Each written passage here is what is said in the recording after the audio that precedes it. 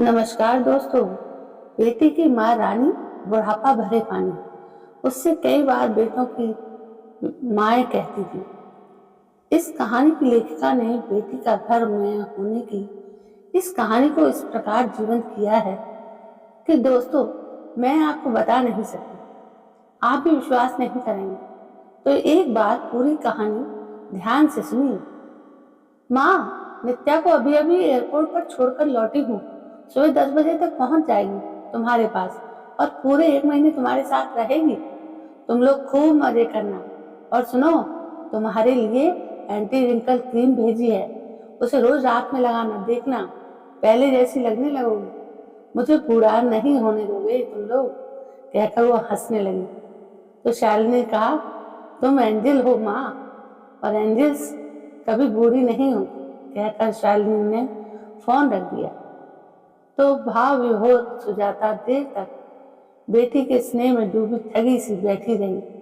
उसकी दोनों बेटियां संध्या और शालिनी उसका इतना ख्याल रखती हैं। एक सुबह फोन करती है तो दूसरी शाम को। क्या खाया, क्या किया, पूरा ब्यौरा लेने के बाद भी उन्हें चैन नहीं मिलता। पिता जब तक जीवित थे वे निश्चिंत थी, मगर जब से उनका देहावसान हुआ है वे उसे कभी अकेला नहीं रहने देती। शालिनी इंजीनियर है, शादी के बाद अमेरिका चली गई, मगर हर साल जाड़ों में उसके पास आना नहीं भूलती। इसके अलावा गर्मियों की छुट्टियों में अपनी बेटी को नानी के पास भेज देती है। नानी को और क्या चाहिए, उन्हें तो मूल से प्यारा सूद लगता है। ये नानी नातिन आए दिन साथ साथ नए नए व्यंजन बनाते हैं, शॉपिंग करते हैं और सारी दोपहर साथ बैठकर लूडो और कैरम खेलते हैं। छोटी बेटी संध्या तो इसी शहर में कॉलेज में लेक्चरर है। वो भी सपरिवार लगभग हर हफ्ते का रविवार उसके साथ ही बिताती है। सच, वो कितनी भाग्यशाली है। अपने मौजूदा हाल पर उसे अपनी सहेली या रेशमा, शर्मिला और रागिनी और उनकी कई बातें याद आने लगी। सभी बेटों वाली थी, जो बेटों से निश्चिंत रहा करती थी। जानती थी कि अच्छे से पढ़ाई कर रहे हैं तो आज नहीं तो कल सफलता हासिल करेंगे ही। उन्हें लगता, बेटे की माँ को किस बात की चिंता, बेटा बहू लेकर आएगा जो बुढ़ापे में उनकी सेवा करेगी। बेटों के घमंड में अक्सर उसका मजाक उड़ाते हुए कहती, बेटी की माँ रानी और बुढ़ापा भरे पानी। उसने एक बार कहा भी था, बेटों की तो आवाज तक बदल जाती है। बेटियों के होने मात्र से घर आंगन गुलदस्ते साथ सज जाता है और उनकी प्यारी आवाज में जब माँ सुनती हूँ तो जीवन सार्थक लगने लगता है। अरे, बेटियां पराया धन है, इतना मोह जोड़ा तो बहुत पछताओगे, रागिनी ने टोका। मोह कोई जोड़ या तोड़ नहीं सकता। उस वक्त उसने इतना ही कहकर मन की बात को मन में ही रख लिया। आज वही सहेलियां अपने घरों में अकेली रहती हैं। समय के साथ बेटों की नौकरी, शादियां हुई, ज्यादातर विदेशों में जाकर बसे हैं, जहां जाने के नाम से ही अकेलापन कचोटता है। बहुएं आती भी हैं तो ससुराल में खाना पूर्ति कर अपने मायके चली जाती हैं। स्वभाव भी है, वर्ष में एक बार तो आना होता है, तो माँ से मिलकर ही तो मन संतुष्ट होगा। फिर पानी का बहाव भी तो उधर ही होगा जहाँ गहराई होगी। भावनाओं को बहने के लिए भी तो स्नेह का अकूत भंडार चाहिए, जो माँ के सिवा और कोई नहीं दे सकता है। बच्चों के बच्चे वैसे भी मातृ संबंध ही ज्यादा समझते हैं। ऐसे में उसके बुढ़ापे के लिए चिंतित सखियों के पास बोलने के लिए कुछ शेष रहा न रहा, सिवाय इसके आज के जमाने में बेटियों की माँ होना ही अच्छा। सुजाता की बेटियां और नाती नातिन हाथों हाथ लिए रहते हैं, तभी तो वैसी की वैसी है, चेहरे पर वही रौनक है जो सालों पहले थी। बेटे हों या बेटियां, समय देना पड़ता है। इमोशन भी एक तरह का इन्वेस्टमेंट ही है, जो जितना लगाया जाता है उससे अधिक मिलता है।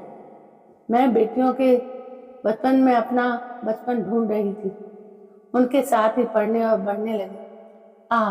फिर से प्रथम कक्षा से 12वीं में पहुंचना कितना सुखद था। अब वे मुझ में अपना अक्स ढूंढती हैं, तभी हर छोटी बड़ी बात का इस कदर ख्याल रखती हैं कि वे कभी अपनी माँ को बुरी नहीं होने देना चाहती।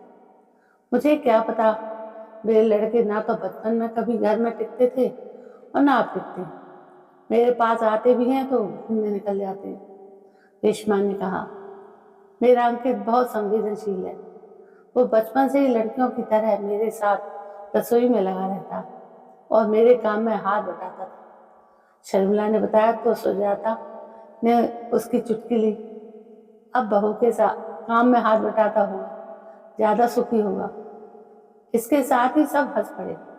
रागिनी, जिसके एक बेटा और एक बेटी है, उसने आखिर में जो कहा उससे सभी सहमत हुए। ये तो मानोगी कि बेटी के लिए एक टीस सी उठती है मन में कि उन्हें भी ताउम्र वे सारे दर्द सहने होंगे जो हमने सहे। पहले हर माह मासिक धर्म का दर्द, फिर विवाह के बाद माँ बाप पीछों का दर्द और फिर माँ बनने की असह पीड़ा। इससे तो किसी को इनकार नहीं। सही कहा रागिनी, मगर ये भी तो देखो कि उन सभी दर्द में जीवन है। पहला दर्द सृजन का संदेश देता है, अस्तित्व सिखाता है। दूसरा विवाह के बाद का बिछोड़ नवजीवन का आगाज कराता है। तब वे माता पिता से दूर नहीं बल्कि और नजदीक हो जाती हैं। और तीसरा प्रसव का दर्द उसे संपूर्ण बनाता है। तभी तो बेटियों से दर्द का रिश्ता बन जाता है जो हर रिश्ते पर भारी होता है। इन सभी विकट परिस्थितियों में माँ बाप जिस स्नेह और विश्वास से उनकी ओर देखते हैं, उनका हौसला उतना ही मजबूत होता जाता है, जिससे वे अपनी समस्त बाधाओं को पार कर हिम्मत से आगे बढ़ती चली जाती। सुजाता की बात पर सहेलियां प्रभावित हुए बिना ना रह सकी। आखिर में सबने माना कि बेटियां दुहिताएं यानी दो कुलों का हित करने वाली होती हैं। जो बहू है वो भी पहले बेटी है और हर हाल में स्नेही है। कहते हैं ना कि लड़के में अगर सही संस्कार ना पड़े तो वो पूरे कुल खानदान को डुबोता है, जबकि लड़कियां कितनी भी बिगड़ैल हों, इतना मोह तो उनके अंदर होता ही है कि वे कभी माँ बाप का सिर शर्म से नीचा नहीं होने देती हैं। बदलते वक्त ने कुछ ऐसे उदाहरण पेश किए जो बेटियों की माँ को गर्व से भर देते हैं। वो दिन दूर नहीं जब बेटियों के लिए लोग ईश्वर के द्वार खटखटाएंगे, भगवान के सामने व्रत उपवास करेंगे ताकि बेटी की माँ बाप उस नए जीवन को सफल हो जाए। तो दोस्तों, ये था कि बेटी की माँ कितनी महत्वपूर्ण होती है। दोस्तों, ये कहानी आपको कैसी लगी? यदि पसंद आई तो प्लीज मेरे चैनल को सब्सक्राइब करें। कल मैं फिर हाजिर होती, तब तक के लिए जय हिंद, वंदे